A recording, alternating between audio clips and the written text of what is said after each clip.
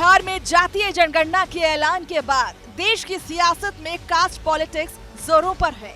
नीतीश सरकार ने 2 अक्टूबर को पहली रिपोर्ट जारी की थी।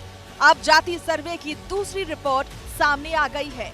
जनगणना के आंकड़े जारी करने के बाद से पिछड़ी जातियों का आरक्षण बढ़ने की मांग उठने लगी है।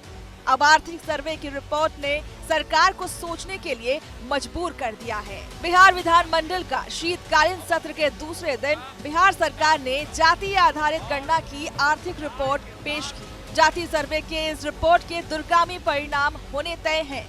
रिपोर्ट के अनुसार बिहार में पिछड़ा वर्ग में 33.36%, सामान्य वर्ग में 25.09%, अति पिछड़ा वर्ग में 33.58%, अनुसूचित जाति वर्ग में 42.93%, अनुसूचित जाति वर्ग में 42.7% गरीब परिवार है।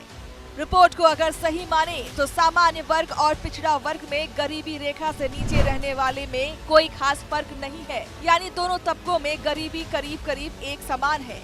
इस रिपोर्ट में सामने आया है कि सामान्य वर्ग में हिंदू की 4 जातियों में सबसे खराब हाल भूमिहारों का है। सामान्य वर्ग के आंकड़ों पर नजर डालिए।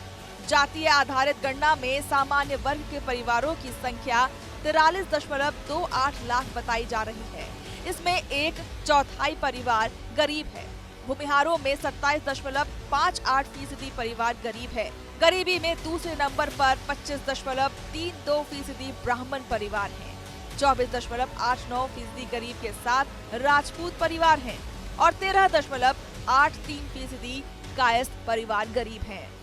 सबसे कमाल की बात तो ये है कि भूमिहार जो राज्य की भूस्वामी जाति है, उसमें गरीबी रेखा से नीचे जीवन व्यतीत करने वाले लोग 27.58% हैं और पिछड़ी जाति के लोगों में 33.16% लोग गरीबी रेखा से नीचे हैं। यानी कि अति पिछड़े और भूमिहार जाति में गरीबी रेखा से नीचे जीने वालों में कोई खास अंतर नहीं है।